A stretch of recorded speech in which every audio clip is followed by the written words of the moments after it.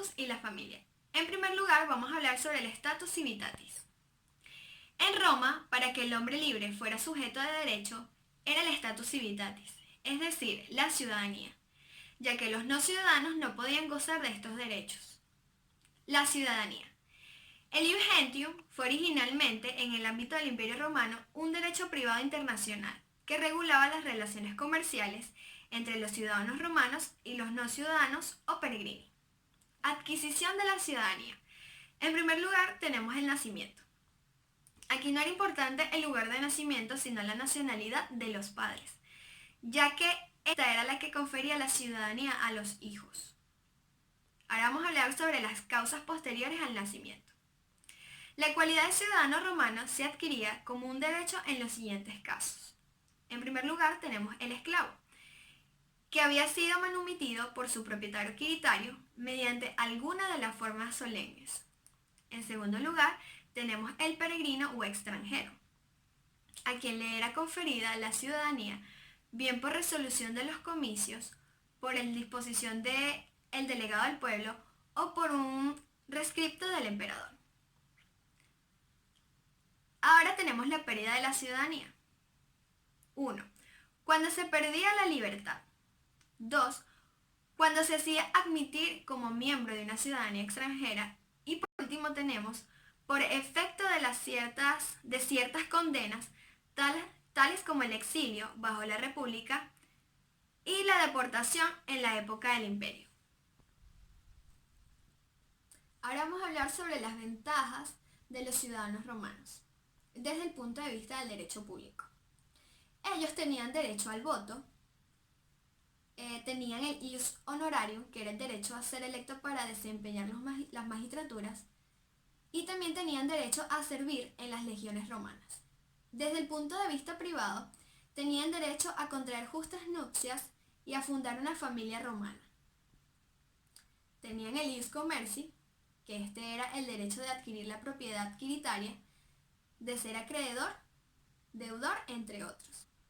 Y tenían derecho a hacer testamento y asimismo ser instituido heredero o legatario. Los peregrinos. Los peregrinos no eran extranjeros, sino que eran aquellos individuos sometidos a Roma a los que se le había dejado en libertad, pero no habían recibido la concesión del derecho de ciudadanía ni la del derecho de la latinidad. Los peregrinos no tenían ninguno de los atributos del derecho ciudadano, ni desde el punto de vista del derecho público ni del derecho privado. Ahora vamos a hablar sobre los latinos. Los latinos se comprendían a su vez en tres clases distintas. En primer lugar, tenemos los latini veteres o antiguos. La condición de estos latinos era muy semejante a la de los ciudadanos romanos. Por ejemplo, tenían derecho al voto cuando se encontraban en Roma, pero no tenían derecho a las magistraturas ni a servir en las legiones romanas. También gozaban del derecho de ius commercium, así como del derecho de comparecer en juicio. En segundo lugar tenemos los latini coloniali.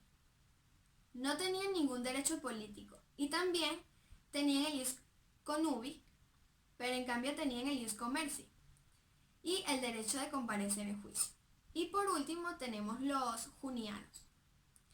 Estos fueron creación de la Lex Iunia Norvana para proteger a los libertos de hecho, o sea, aquellos esclavos que no habían sido liberados en las formas solemnes establecidas por la ley de las 12 tablas, o que no habían sido liberados por su propietario quiritario. Ahora hablaremos sobre la familia romana. La familia romana fue una institución principal antigua de Roma, presente en el ámbito social y jurídico, que estaba compuesta por todos los que vivían bajo la autoridad del cabeza de familia o partes de familias. Estatus familiar.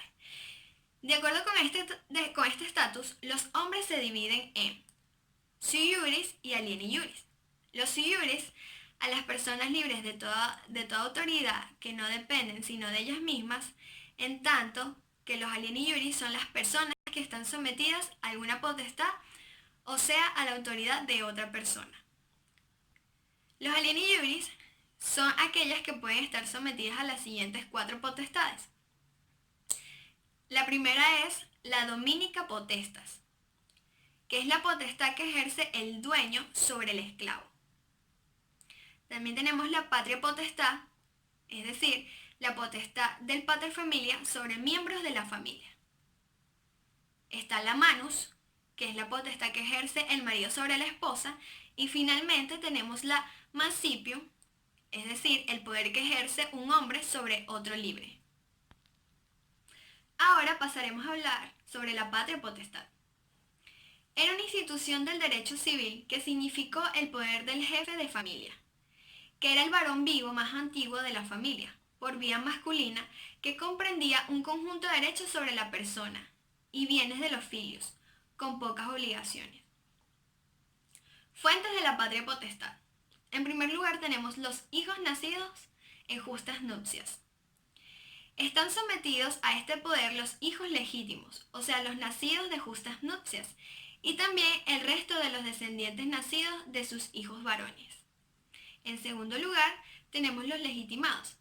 La legitimación fue otra forma de adquirir la patria potestad, en este caso sobre los hijos nacidos en concubinato. Y finalmente tenemos los adoptados, y esto significa introducir el adoptado a la familia y crear un vínculo de patria potestad sin la existencia de un vínculo de sangre. Por último, hablaremos sobre el matrimonio.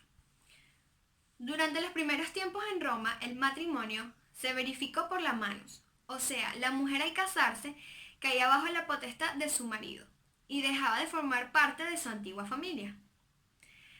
Pasaba a ingresar como hija de su marido si éste era sui iuris, o nieta si su marido era alieni iuris. Por otro lado, el derecho venezolano ve al matrimonio como una institución fundamental, y quizás la más importante del derecho de familias, puesto que esta es la base de la familia y por ende de la sociedad. El Código Civil venezolano no define el matrimonio, pero señala que solo puede contraer matrimonio un hombre con una mujer. En su artículo 44. El matrimonio en Venezuela requiere cumplir con unos deberes y derechos que son cohabitación, fidelidad, asistencia, socorro y protección. Impedimentos absolutos del matrimonio en Roma. La esclavitud, la viudez, la bigamia, votos de castidad o capacidad natural. Y estaba prohibido que se casen los patricios con los plebeyos y también entre ingenuos y libertos.